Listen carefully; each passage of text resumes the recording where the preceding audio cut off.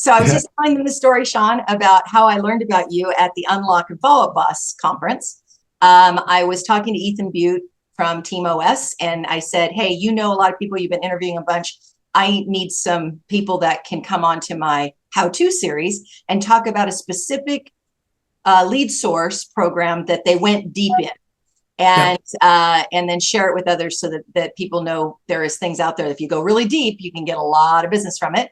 And I was telling them about your story of not having a whole lot of funds when you started and needed to figure out how you were going to generate some leads and get some business going. And I believe that that's the story that I have, is that's how you kind of ended up in the Facebook marketplace world. Right. So Shawn is, as I said, the #2 EXP team in Alberta, Canada. Congratulations, Shawn. That's a huge, huge thing. And that's under Justin Haver, if you guys know who that is. So he's in great company up there at the top. #1 in the world over there. Yeah. So very good. So how long in the industry? This is my 5th year. 5 years. Yeah. Not bad for your first 5 years. Yeah, what industry did you come from prior to real estate? I was a bouncer at a nightclub. Bouncer at a nightclub. Well, we've always said in real estate, and I've been around a long time, that bar people, bartenders, bar backs, bar owners become the best real estate agents. So it's funny. My experience is the exact opposite. Oh, yeah. So you basically were a bouncer at a bar, and did somebody like, you should sell real estate, or how did you No, what happened is like a super long story short, like I worked at a furniture company in Canada. It was called The Brick. They were just a large furniture company, like Lazy Boy type thing, right? And I got a lot of really good sales training there. I was always the top performer. There was about 2,200 salespeople, and I was always in the top 5. And then worked my way up to store manager. There was times where I was running the most profitable, highest earning store in the company, right? So like I've got a good sales track record. Yeah. And then I moved into new home sales, so new construction. But then my life fell apart on me. Again, my own fault, but I lost my marriage, I lost my health, I lost just everything, all in 30 days, basically. My whole life fell apart. And when I was trying to pick myself back up, it just was super difficult. And I needed a cash job because my bank accounts were so far in arrears. So the bouncer, they paid me cash, which was nice, because anything that went into my bank account, the bank just kept it. That's how far backwards I was.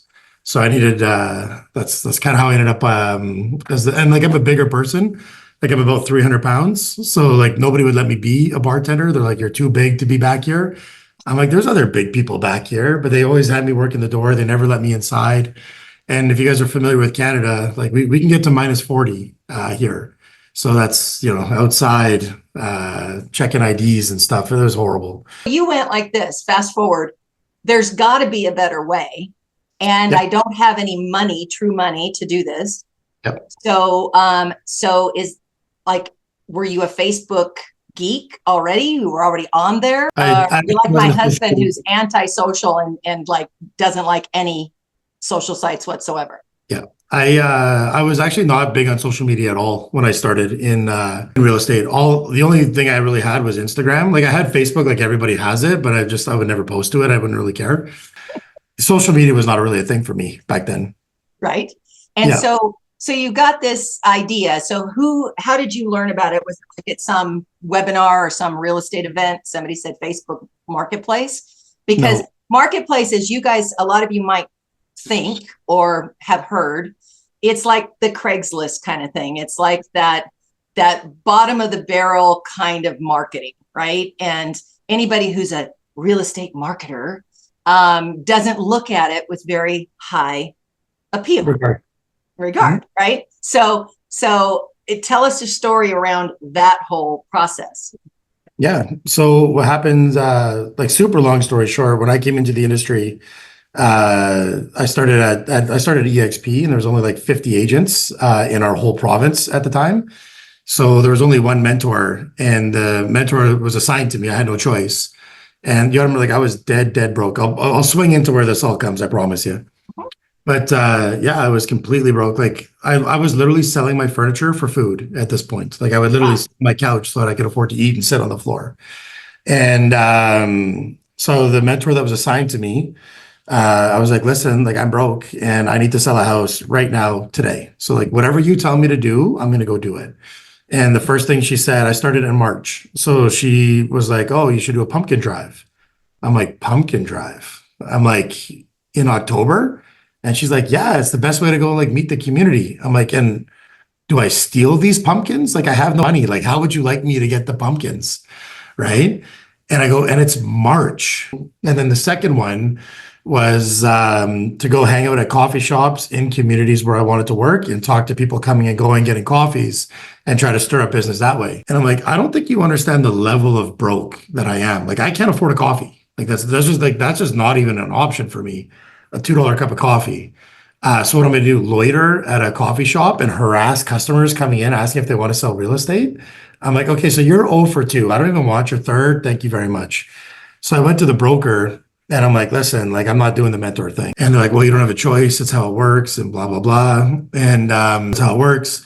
And I go, well, no, it doesn't. I go, I can just quit. He's like, what? I'm like, yeah, I quit. Like, I'm not doing this. I'll go to another brokerage. Like, because we used to have to pay 20% to the mentor for your first 3 deals. So I'm like, I'm not paying for this information. So they're like, okay, you're on your own. I'm like, okay, good. I'd rather be on my own. So then I literally just went to Google and I typed, how do I sell a house today is what I did. And all the stuff that came up, I saw the things I was supposed to do. And I went down the YouTube rabbit hole and I went on every coach's website. So I'm like, okay, I don't like what I see, but I see what I'm supposed to do. So I'm supposed to knock doors. I'm supposed to go to open houses. I'm supposed to call my friends and family. I'm supposed to cold call. I was like, okay, I see what I'm supposed to do. And this is where this is all going to tie in now. And one of those things I saw was door knocking. I'm like, okay, great. So I went out and I went door knocking that day. And literally this was it. I knocked on a door. Someone answered and I'm like, hello? And they're like, hello? I'm like, do you want to sell your house? What? That was my pitch. That was literally my first door because I had no clue what I was doing. Right. And then I evolved the door knocking script out of that. But my first door was literally like, do you want to sell your house? Dang, Right? I wish you'd met me 5 years ago because I started my career door knocking 300 doors a week for 3 years. So I had the script for you already. Yeah. Yeah. So we developed a pretty good one. But yeah, I would do like, imagine some days I would do 300 doors in a day. That's what I would. And people are like, no, you Well, you didn't. didn't have I'm anything like, else to do, nothing and else you to didn't have any do. deals. Yeah, I had no customers, so I would go 9 to 9 because I'm like, I don't know what I'm supposed to do, so I'll just go knock doors, right? So, anyways, I got my first listing in my first week. So it was back then it was a $1.35 million house when our average sale was about 450. So Awesome. it was 3 times the market price. And I don't know how your guys' markets work. We have designated agency in common law over here. I don't know if it's the same over there. I ordered the pictures and measurements. And when the bill came, I just sent it to the seller. And the seller's like, what's this? I'm like, it's the bill for the photos and measurements. And they're like, well, don't you pay that? I go, no, no, no, no. You want the pictures and measurements, you pay for them, right? I couldn't pay. There was no money for me to pay. So he paid for his own pictures and measurements because otherwise we weren't getting them because the I photographer love was it. going to send them to me until someone Until you paid. paid for it. Yeah. So I love that part because it's like you didn't know what you didn't know, and it didn't matter. Didn't matter. I just knew I had to do. Like I knew that imperfect action beats no action all the time. I knew that. So I'm like, let me just start doing and I'll figure it out as I go. So I got the listing and I just kept thinking to myself, I'm like, okay, well, every realtor has access to MLS, right? To realtor.com or realtor.ca. I go, you could do a mirror posting. Do you guys have mirror postings out there? What's a mirror posting? Like for sale by owner, where it's like, it's not represented by a listing agent, but it's on the MLS. Sometimes they're like $500 or $1,000, but people can put up their own stuff. So I'm like, if I just put it on MLS, I go like, am I really any better than one of those? Right? Like, 'cause I'm not doing anything extra that they could do themselves for $500 or $1,000. So then I'm like, okay, I got to start putting this in more places, but I don't know where to put it. I ain't got no money to put it nowhere, right? So I put it on my own Instagram, obviously, and then I put it on Facebook, and then I put it on, we have Kijiji out here. I find that markets only have one or the other. Either you got Craigslist or you got Kijiji. So Right. our market is Kijiji. So I put a Kijiji, and then I saw Facebook Marketplace. But what happened is Facebook Marketplace hit. All of a sudden, people started asking me questions and DMs and everything. So literally by chance, you Yeah. put one listing, your first listing on Facebook Marketplace, Yeah. and all the other places that you mentioned, Yeah. But Facebook Marketplace is the one that started getting you DMs and questions about the property. How many appointments to show that specific property did you get off of Facebook Marketplace? So I don't know about Facebook Marketplace because I wasn't tracking things back then. Uh-huh. Like I went and I knocked doors, inviting people in. We did Marketplace and a bunch of other stuff. So like this is back then, the Calgary market was dead. So like our days on average, days on market, just so you guys know, if you guys think you're in a tough market now, our average days on market, and I'm not exaggerating here, was 3 years. 5 years ago. Yeah, years. You would see a house go on market, on, off, on, off, on, off, on, off, on, off, sold. That's very similar to resort communities in the United States. That's kind of the mindset of agents. They list it during a season, they take it off, they put it back on. And but this so is a big Palm city. Desert, you know, the snowy places, like I'm in Sandpoint, Idaho, right below you. Yeah. The agents got used to doing that. And so, yeah, you end up with these 3 years on market. It's kind of, but we're not a seasonal place. We're a big city. No. We're 1.3 million people at that time in the city. Not like it's a small city, right? So I put it on there. And since then, like I'm out of production now, but when I was in production, I'd never done less than 20 deals a year off a marketplace. Wow. So this is 20 deals a year. So what's the SOP around that? You just like post it to Facebook Marketplace and let it roll? No, definitely not. No, there's a bit of a strategy to it. So the first thing you have to do is obviously get listings to market. So like if you don't have your own listing, you need to get permission from somebody in your market to post their listings. We used to be able to just do it fly by night and just post everybody's, but then it became a problem. I'm sure it's probably the same in your guys' market. So you're not allowed to advertise unless you have permission. So make sure you get permission first. I don't want nobody getting in trouble here. The nice thing is that once you get permission once, usually you can build a relationship with that realtor and then they say, yeah, post all my listings, right? So once you get 5 or 6 of those, then you don't have to go searching no more. So anyway, so you got to get permission first or get your own listings, whatever you got. And then when you go to post it, I only do 10 pictures. So I just do the 10 best pictures, not all of them, because I want them to have a reason to click my website, and we'll get to that later, or I want them to have a reason to reach out and ask for more information. Make sense? Mm-hmm. Okay. So that's that. Before you start posting though, what you want to do is add yourself to a bunch of marketplaces. So there's Facebook Marketplace itself, and then there's a bunch of community groups. And you want to be in as many community groups as you could possibly get into. And the community groups are the community groups, not real estate groups. Right. So like, I'll just use an example like Mahogany. It's a really nice area out here. So I'd be in the Mahogany community group, Mahogany HOA, Mahogany updates, like these might all be separate groups.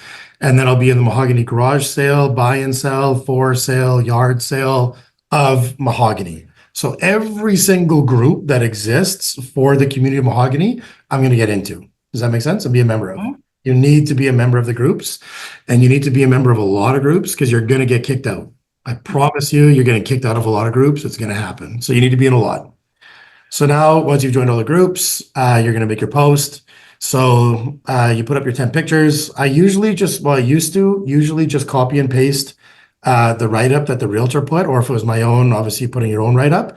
But now, because everybody's using AI, I think ChatGPT, like, there's a place for it. We use AI in our business, but I think 99% of people out there, it's the worst possible thing that they could do for their business. You need to learn the tool before you use it. You need to learn the tool. Exactly. So you make a description. So you're not using the description that comes with the listing then. Not anymore. A lot of times if you're using somebody else's listing. Yeah, because they're usually garbage. That's the problem. So like, that's where I'm at. If it's good, use it. If not, make your own. If you're good with ChatGPT, get ChatGPT to make it for you, whatever. But just be very aware of what that description says, because once you start marketing it, those are now your words, not their words. So anyways, 10 pictures, no more, no less. The 10 best pictures. If it's got an amazing yard, I'll have 7 pictures of the yard, right? Like whatever the best pictures are is what you use because you want to get people's attention. Yep. And you put the write-up and then you fill out all the information that it asks for, air conditioning, this, whatever, just put all the stuff. Then when you click post, it'll say post to marketplace. And then would you like to post in more places? You click yes, and then you could post in 20 different community groups. Okay.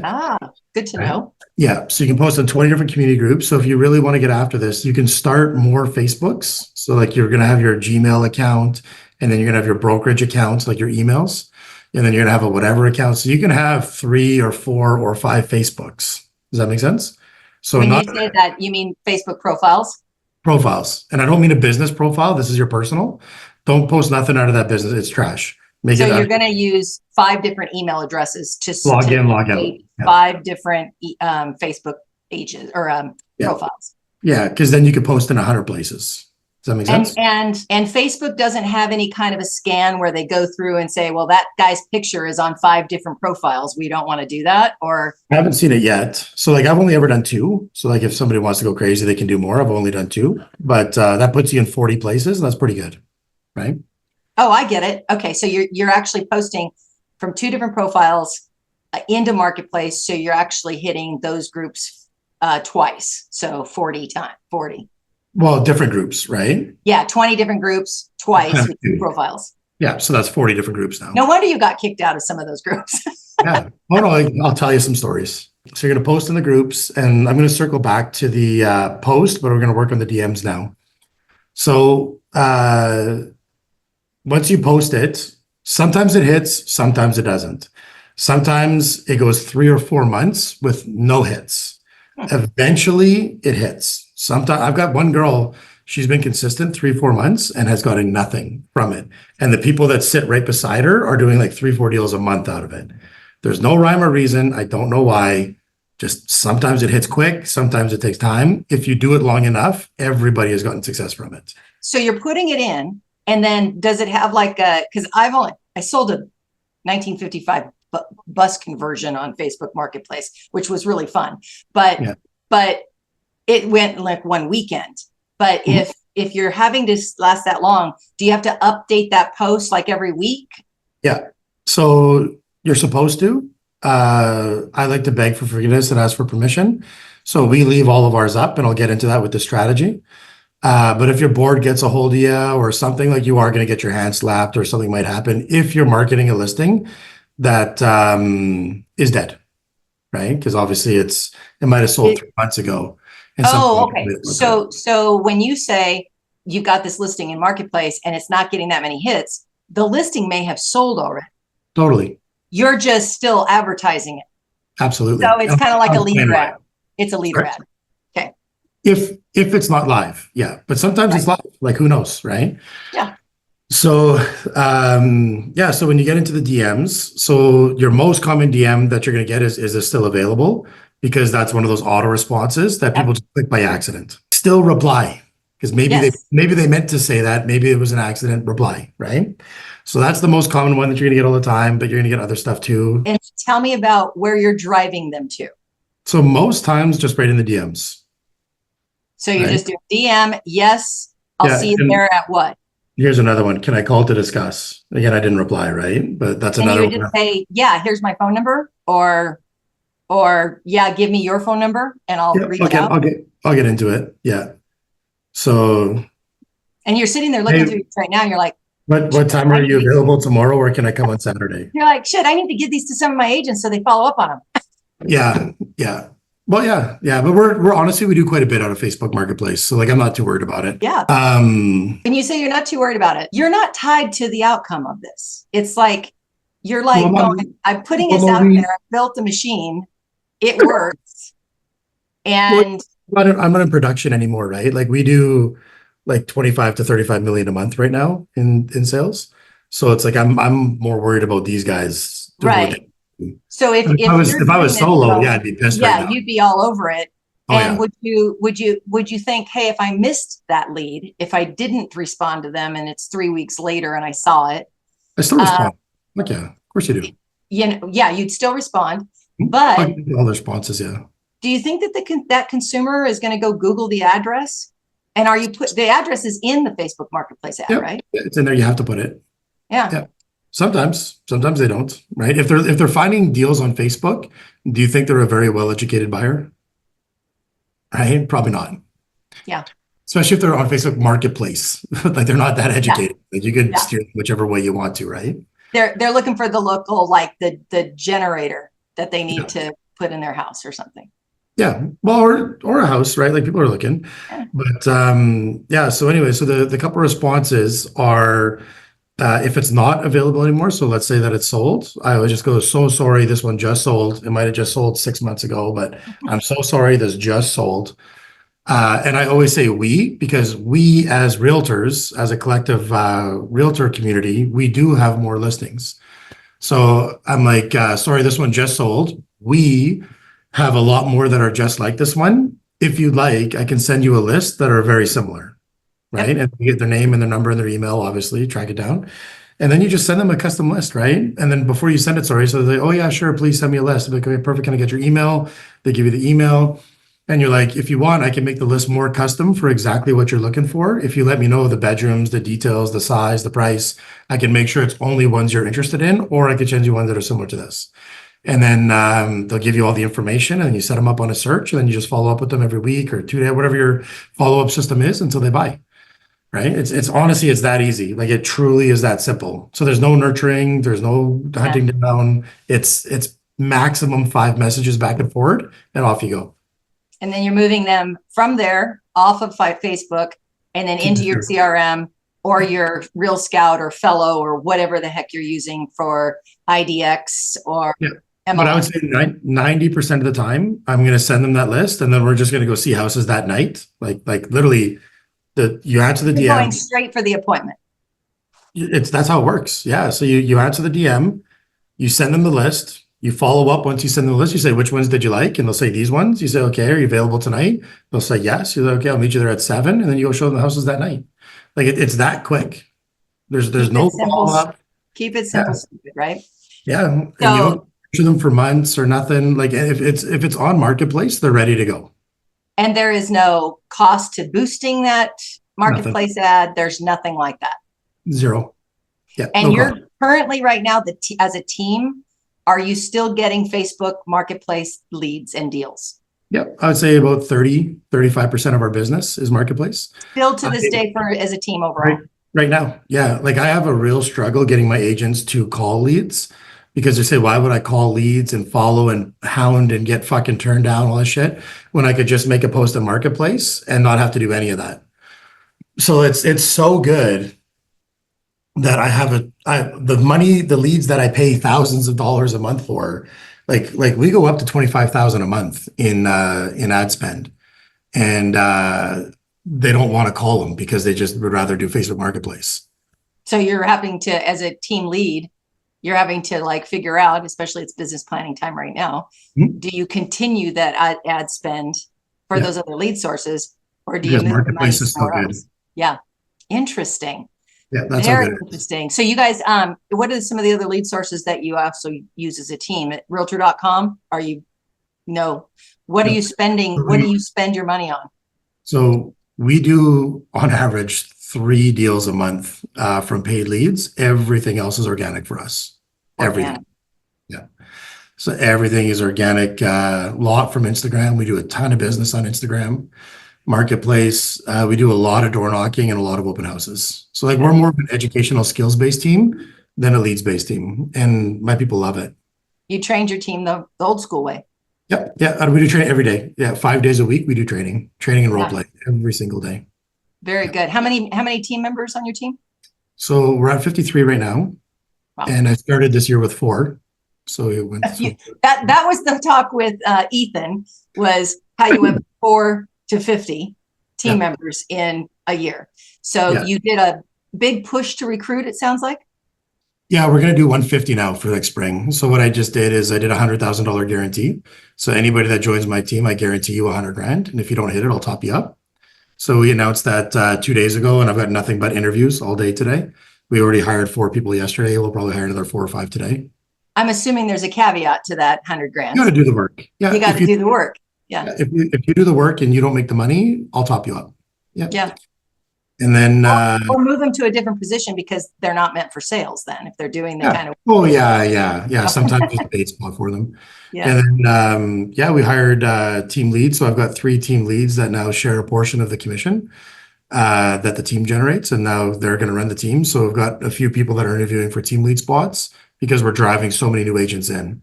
This is off Facebook Marketplace topic, but that led me to a question for you then. What's the, like, to be a team lead and they get a piece of the pie?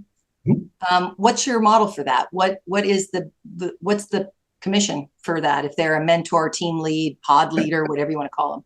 Yeah. So it's good. Like everyone's really excited about this because like what I found is I can handle about 45, 48 people myself. Because what happens is I do all the training all day long and then they go out and they work with customers. But then when they're working with customers, I'm getting all the phone calls, right? Like, oh, how do I get through this? Or the other realtor said that, or how do I negotiate this? And I like once like 48 is really tough to answer all those calls every day. And every time we got past 50, I would start losing agents because I just wasn't able to support them properly. So now what happens is the team leads, they're the leaders inside the team. So they're starting their own team within a team.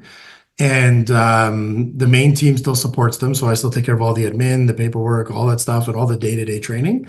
They just do the deal side. So like helping them get through deals and stuff. And then, yeah, so up to $400,000, they get $500. 700, they get 1,000, a million, they get 1,500, and then so on and so on.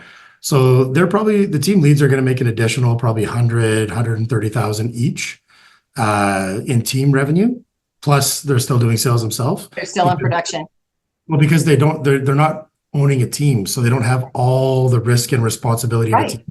They're just basically really well-paid mentors. They're the deal doctors for that group of people. And how many people do they usually have underneath them? So I just started this, right? So I'm assuming they're going to be able to handle, depending on their bandwidth, between 10 and 20 each. And when I read into math, I figured it'd probably be about 750 would be the average that they would make per deal. And everybody does about a deal a month. That's just what teams average. So that's, yeah, around 7,500 to 10,000 a month. Yeah. And they're in EXP. So so that also trickles down into your downline. And do they get added to their downline as well? Yeah. Yeah. So anybody that brings somebody onto their team, it's their downline. So they get the rev share from EXP and they get the revenue share from the team. Very good. Good model. Yeah. Well, we'll see. We'll find out. I mean, you're going to find out. So you went from 4 to 50. That means it takes a whole lot of support staff to handle that. No, you say no. Tell me more. Yeah. So if the house is sold, that's what you say. Sorry, we have more than you send the list. If it is available, again, you keep it super, super, super simple. Be like, is this available or can I see it tonight or whatever? I always say, do you want more information or do you want to book a showing? Give them both, right?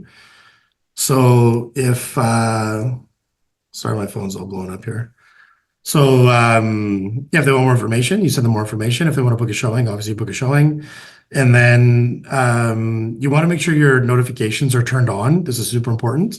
So when you make the post on the community groups, you are 100% going to get trolls. 100%.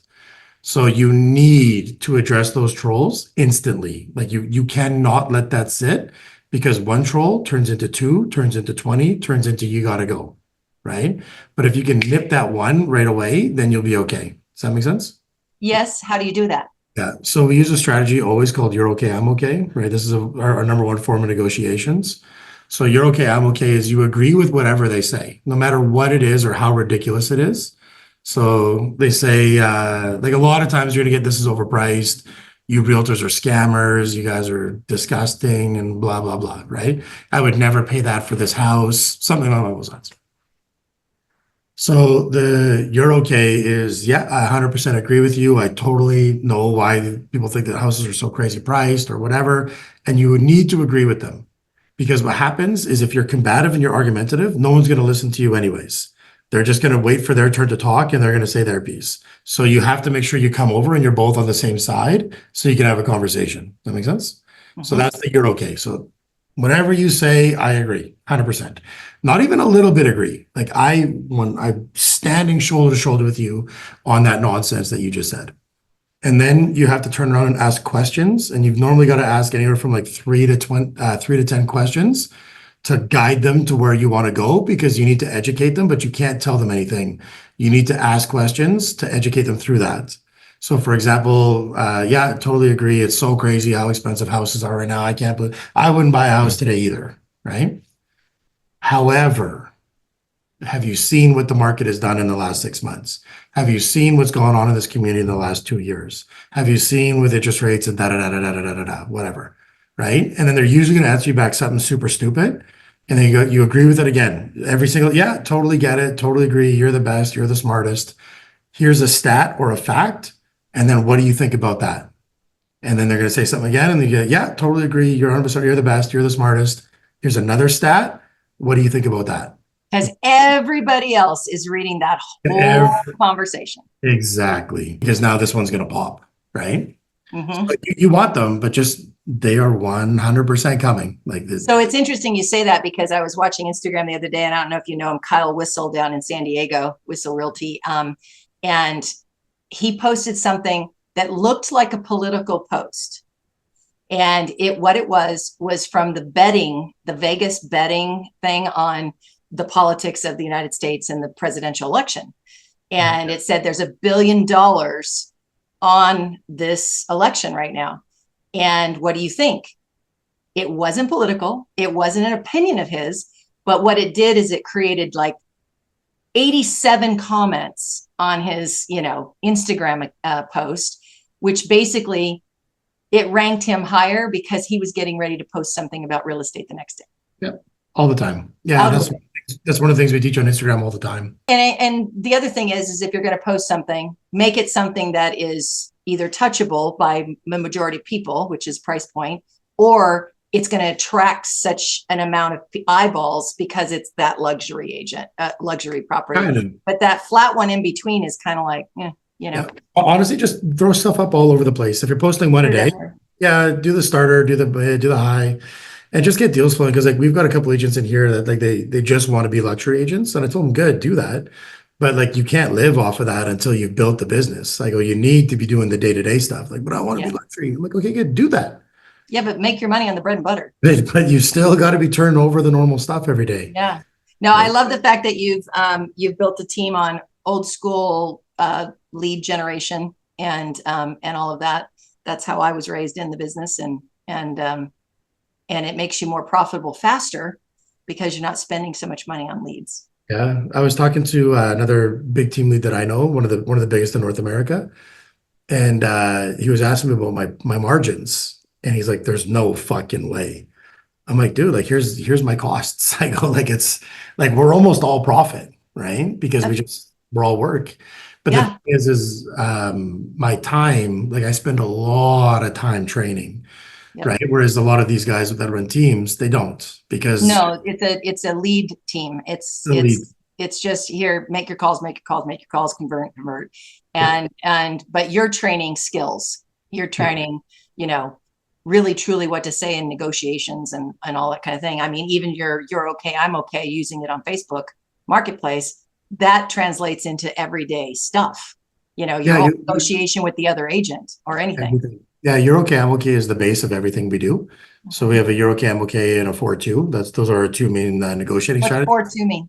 So 4-2 is just a way of discovery, basically. So the you're okay, I'm okay is like again, like you're good, whatever you say is 100% right. But then once you've got that, when you're talking with a buyer or a seller, especially sellers, you need to find current pain, current dissatisfaction, so you can have future promise and future gain.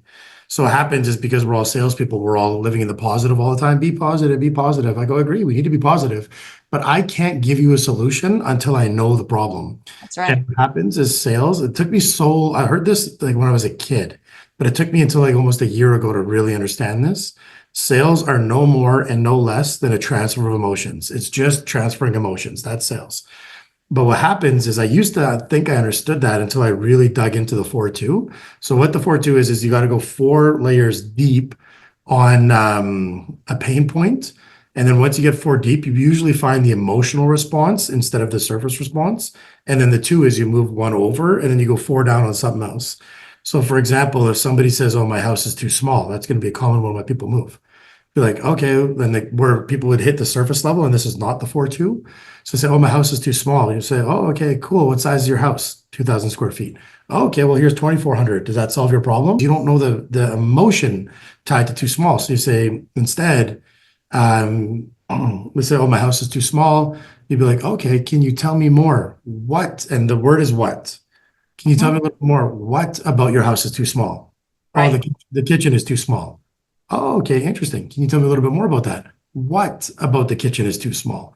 We don't have enough room for big family get-togethers and stuff like that. Okay, can you tell me a little bit more?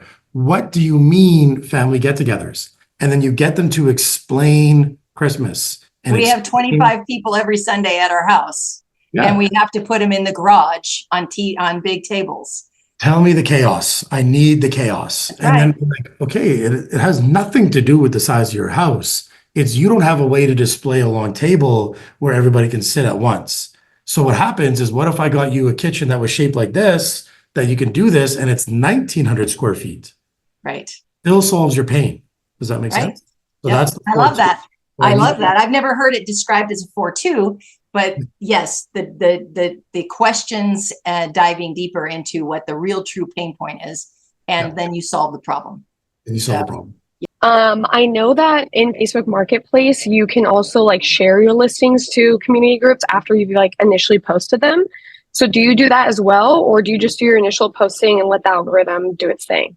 No, that's specifically what we do. So that's why you have to join those community groups so that you can share the post into it. So that's specifically where they're posted. Yeah, good So then question. you share like days after as well.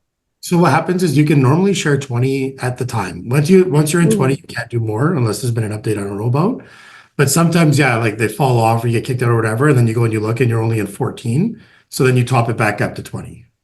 Got it. But 20 when different Okay. groups. So like you post it today in the 20 groups, and then Yeah. later you go back and look, and it's buried in the comments in the Facebook group. Do you then go post it again to make it fresh, or put a comment on it to make it fresh? No, what I mean is like you're in 20 groups, let's say, right? And then you could go back 3 or 4 days later and you'll only be in 14 groups. You've been kicked out of 6. So now you've got room for 6 more. So then you go share more places and you can put it in 6 more.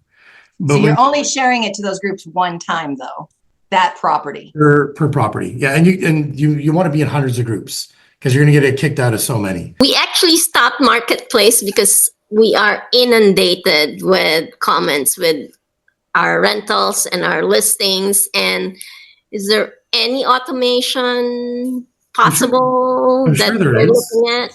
I'm sure there is, but I don't know if you could tell. Like I'm pretty against automation. And I'm like, have you made a blog yourself? Have you made a post yourself? Have you researched this yourself? Have you like you don't even know how to do it yourself and you're trying to hire a robot to do it. So if you get the result you want out of the robot, you don't even have the skills to handle the customer when you get them because you skipped the skill building part.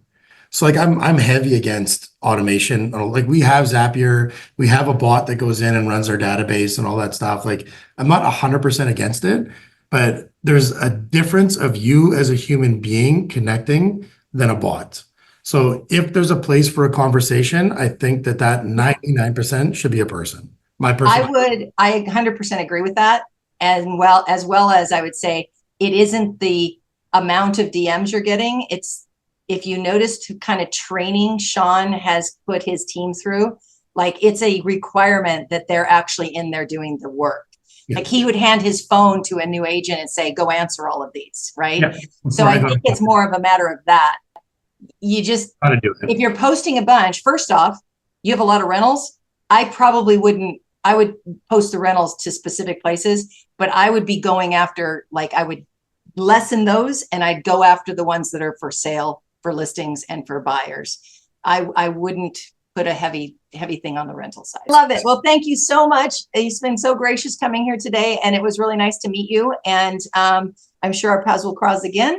And thank you everybody for showing up today at the how-to series. And next month, we will be having actually Jimmy Mackin coming to talk about listingleads.com and how it's converting a lot of business for agents. So you guys have a great weekend. Thanks, Yes. Shawn. Bye.